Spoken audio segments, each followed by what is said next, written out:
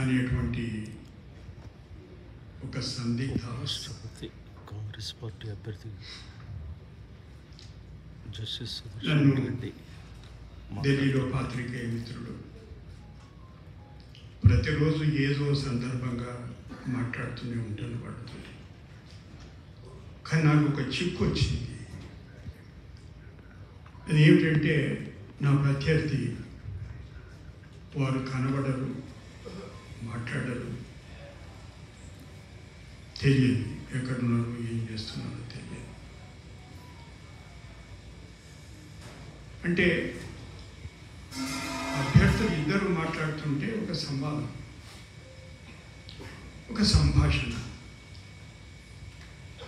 Voter మహాశయులకే కాకుండా ప్రజలకు కూడా పరిచయం చేసుకునేటువంటి అవకాశం ఉంటుంది. కానీ నాకు ఎందుకో అవకాశం దక్కలేదు. అయితే నన్ను ఎవరు అడిగారు, మా అధ్యక్షుడు ఎంతసేపు మాట్లాడచ్చు, అట్లా చెప్పకండి సార్, అట్లా చెప్తే ఒకవేళ రేపు నేను అక్కడ కూర్చుంటే మీరు ఎంతసేపు అయినా మాకు సమయం ఏంటంటే కుదరదు.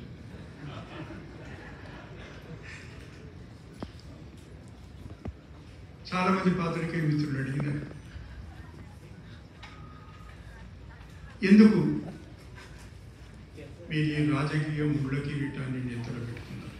మీరు ఒక న్యాయమూర్తి,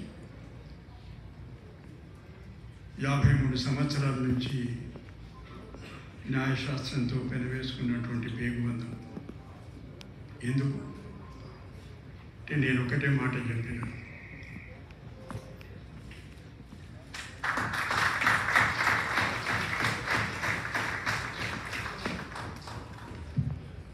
భారత సంవిధానంతో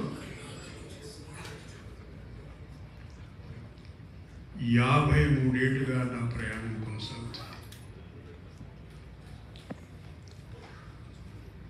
ఇది అదే ప్రయాణంలో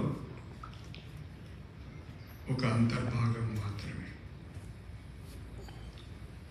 ఎందుకంటే ఉపరాష్ట్రపతి పదవి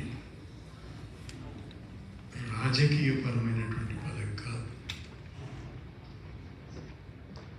ఇప్పటి వరకు 1, 2, 3, 4, 5 సార్లు రాజ్యాంగం మీద ప్రమాణం చేయడం జరిగింది. రాజ్యాంగానికి నిబద్ధుడై ఉంటాను, విధేయుడై ఉంటాను.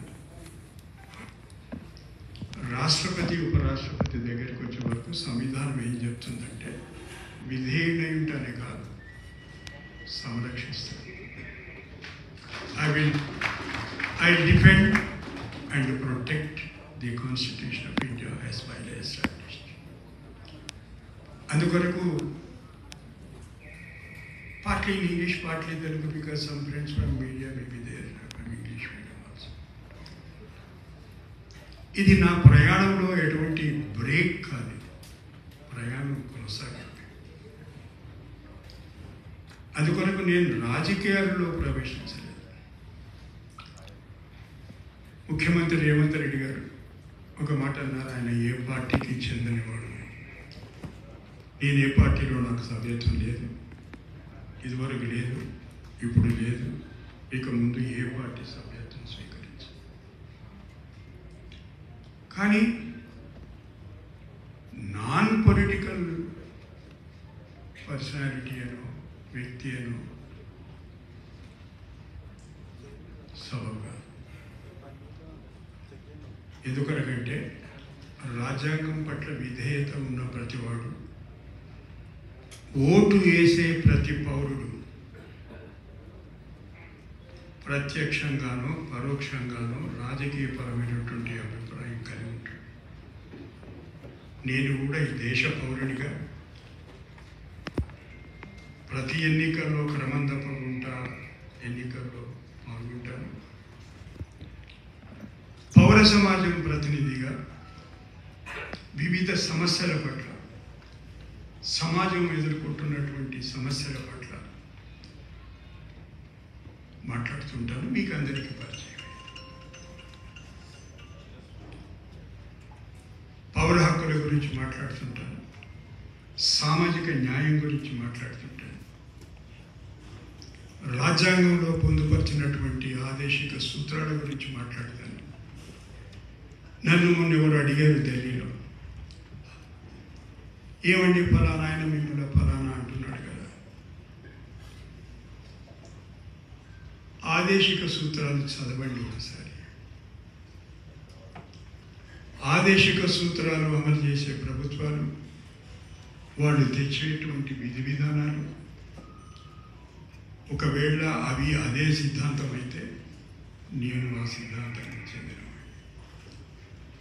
ప్రాథమిక హక్కులతో పాటు ప్రభుత్వాల మీద బాధ్యత ఉంది. ఆదేశిక సూత్రాలు అమలు చేయాల్సి ఏమిటది? వనరుల సంపద ఎవరి చేతిలో కేంద్రీకృతం కాకుండా ప్రణాళికలు రచించండి. ఇది రాజ్యాంగంలో ఉండేటువంటి ఆదేశిక సూత్రాలు చెబుతున్నటువంటి. స్త్రీ పురుష సమానత్వం పాటించండి, ఆదేశిక సూత్రాలు.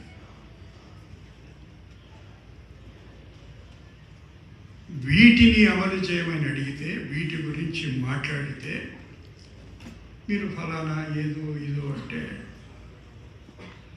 ఇంతకుముందు నన్ను ఎవరు మిత్రులు అడిగారు, మీకేమన్నా బాధ కలిగిందా? నాకు అసలు బాధ కలిగింది.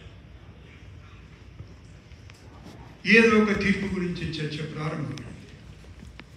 నేను ఆ చర్చను ఆహ్వానించాను.